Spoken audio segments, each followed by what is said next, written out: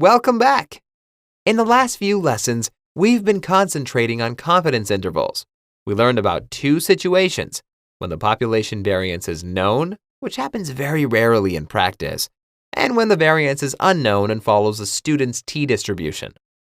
The goal of this lesson is less about learning and more about clarifying. All right, these are the formulas that allow us to find confidence intervals.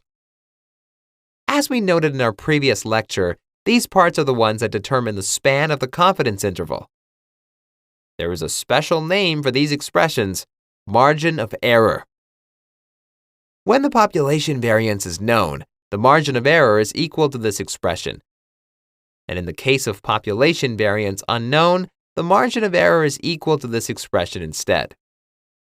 So, basically, the confidence intervals could be summarized as follows. The true population mean falls in the interval defined by the sample mean plus minus the margin of error. Now we get to the core of this lesson.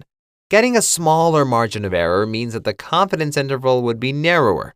As we want a better prediction, it is in our interest to have the narrowest possible confidence interval. The best part is that we can control the margin of error. Let's see its parts. There is a statistic, a standard deviation, and the sample size.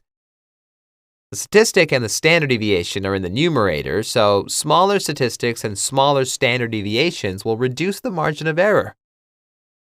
How do we do that? A higher level of confidence increases the statistic. A higher statistic means a higher margin of error. This leads to a wider confidence interval. Think about this example. You took an exam and you want to make a prediction about the mean grade obtained by all exam takers. As A, B, C, D, and F are all the possible grades, we are 100% confident that the mean grade will be in the confidence interval from F to A.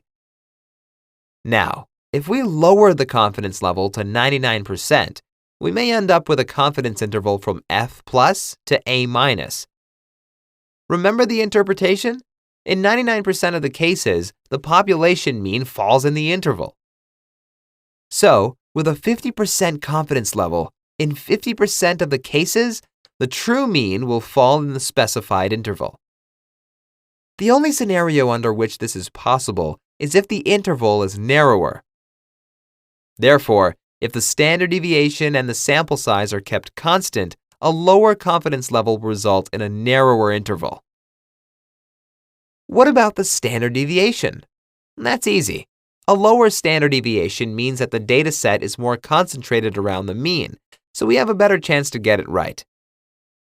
For instance, the mean grade in your class is B, and you know that there were people with A's, B's, C's, D's, and a few F's. How likely is it that you got a B? Now, compare this to a situation when the teacher said, the mean of the class is around B, and the lowest grade is C. In this case, you are much more likely to get a B, right? In the first case, the grades are dispersed, while in the second, they are concentrated. Lastly, we have the sample size in the denominator. Higher sample sizes will decrease the margin of error. This is also quite intuitive. The more observations you have in your sample, the more certain you are in the prediction. This time, you have a B+. There are 30 people in the class, and you want to know if you performed above the average. You ask 3 of your friends, and they all got A's. Your sample of 3 people leads you to think you underperformed. You get frustrated and start asking around some more. The next 5 people you ask got D's. Now you have a sample of 8 people, and it seems you did quite well. After asking everyone in class, the whole population that is, you find out that the mean grade is B. You are above average by a small margin. The conclusion is that the more observations there are in the sample, the higher the chances of getting a good idea about the true mean of the entire population. All right, hopefully this clears up some doubts you may have had. Thanks for watching.